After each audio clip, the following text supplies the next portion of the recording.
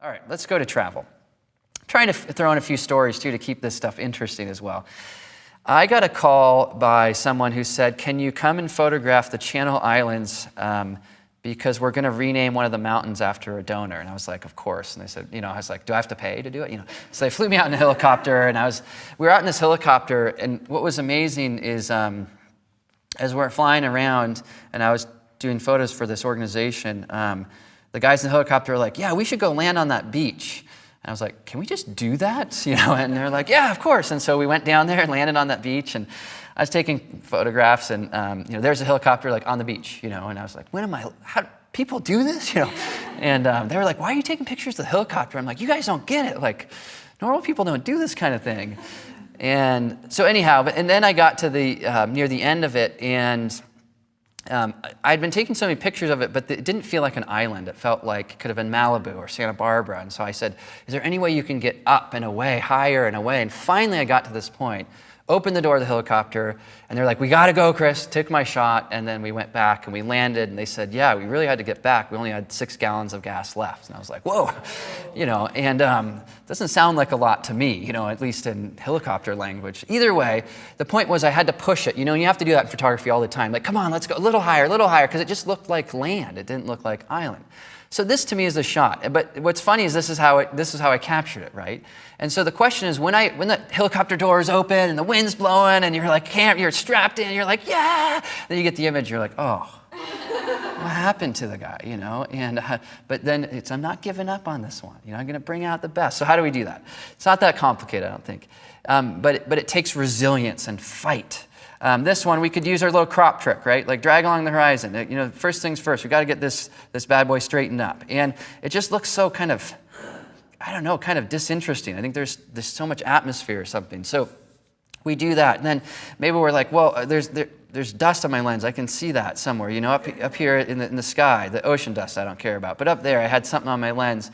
That just happens. How do we turn visualize spots on and off the A key? Because that one's awesome because it just gives us insight to stuff that we might not have seen. It looks like there's a few others. Oops, sorry about that. Do not want to make a book out of that. I want to press the Q key, and well, that's fine. And so I'm gonna leave it at that. And okay, what did I do? What did I press here? Yes, soft proofing is on. I hit the S key. Is that what I hit? There we go. Thank you. It's like, the background's white. I was so excited about my image. Anyway, and what I'm trying to get at, too, I think, is one of my students said the reason why photography is so painful is because it matters so much. And there's times when I've come back from a shoot and I've wept. And I've tried to look at post-production as saying, well, how can I get through that dark time and try to find an image that I'm making? This is really basic stuff, as the basic panel implies. Not huge things here yet. But that's okay. It's already, I think, a lot better if we look at kind of our before and then our after as far as where we're going. Lens corrections is huge, which we'll talk about later with correcting distortion. But almost every image, to get it to be better, you're going to want to do that. In this case, you can see how it's dealing with a little bit of the distortion issue I had, and then also brightening up those edges and just clarifying the voice of the image. It's almost like an iron, it just gets the wrinkles out, so you don't even notice them. And there's lots of ways to do that. We'll hit that. Next thing I want to do is HSL, and I want to do HSL for my blues.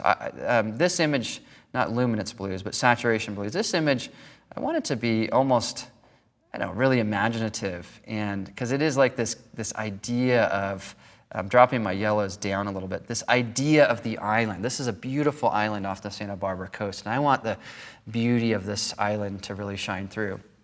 Other things we could do, gradient filter, and you guys are probably already predicting this, which happens a lot with my students. They're like, I know where you're going with this, Chris. I see that little bright spot over there too. I'm going to try to drop those highlights down on that side just a touch and maybe get a little bit more in the sky.